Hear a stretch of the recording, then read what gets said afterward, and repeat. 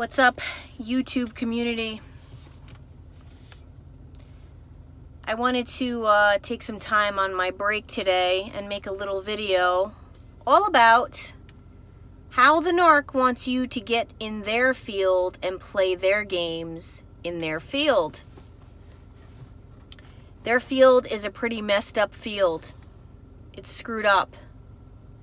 Their rules, their regulations, the things that they go by, well, they're looking to make certain that you're going to play that way. And if you won't play that way, they're going to find somebody who will. The narcissist tends to like three types of people. The first type they're going to look for is the type that's very compassionate, very empathetic. They really want to make certain that they land that kind of primary source so that when they go home, they have that primary source to sort of lean on and be 250% narc with while they go back out and they wear different masks for different people. And if they can land somebody like that to go home to, see, the thing with the narc is that they do not want someone that's going to hurt them. They don't want that. So they need to make certain that they find somebody that's not going to do to them what they're going to do to you. The second type of person that a narc will go for is another narc, because they know that at least they're going to be up for chaos and destruction and violence, most likely. These are the kind of relationships we see on Forensic Files and those crimes of passion. That's typically those really volatile relationships that just are really scary, and but they like that. They don't like peace. They don't like harmony. They don't like it. When they have little glimpses of that, they can't stand it. That's boring to them. And then the third type that the narc will go for is the mousie, shuffle behind you, I'm not going to challenge you, I don't have a mind of my own kind of person. But what happens with that kind of person for the narc is it gets really old really quick because they're always bored, they're never satisfied. That's not going to last.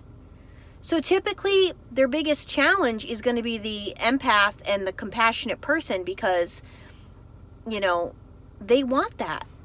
They want that kind of primary supply. You see, it's interesting because most people with a half a brain don't want to play in their field, okay?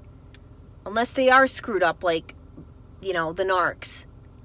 And the narc will go toe-to-toe with the narc. You know, the narc relationship will just be this crazy all-out, you know, battle continuously. But it's funny, when they have their primary source back at home and they've got this pool of other targets, this pool of other people feeding them, you know, what they're looking for, which is validation, you know, letting them think that they're just so wonderful all the time. Like, that's the kind of people that don't know, or just people that are falling for their, you know, their bait.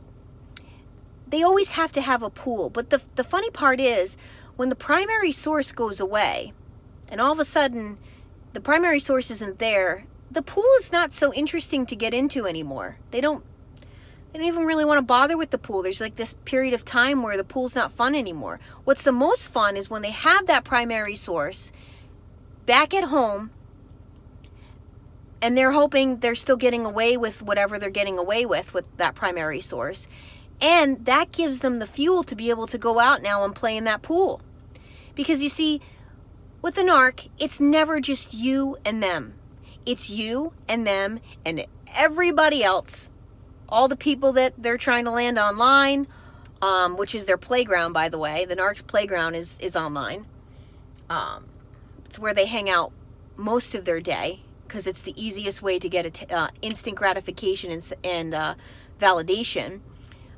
You know, they're gonna do this. They want always to have multiple options, multiple people fawning all over them. That is their air to breathe. If they didn't have that, oh my God, they wouldn't even want to live. So just remember that. The narcissist wants primarily for the person that they are going to choose as their primary target, their primary source of fuel. They want you to play with them in their field the way they want to play. And if you won't, well, they're just going to find somebody who will. That's all I wanted to say for today. This is Trace Face, and it is time we all face the truth together.